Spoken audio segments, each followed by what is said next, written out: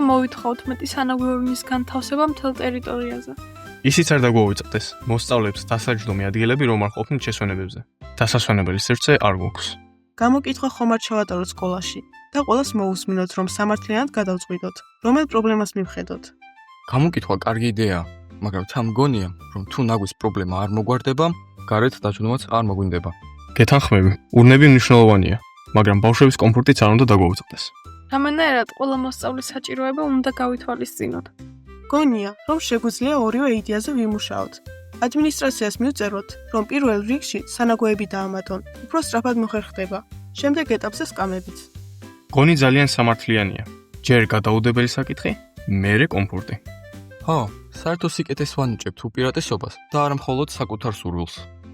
იდეების კუთხე რომ გავაკეთეთ, ძალიან გაამართლა, ყველა კმაყოფილია, მაგრამ არ მასვენებს აზრი, რომ ის, ვისაც მხედველობის პრობლემა აქვს, ვერ შეძლებს საკითხოს.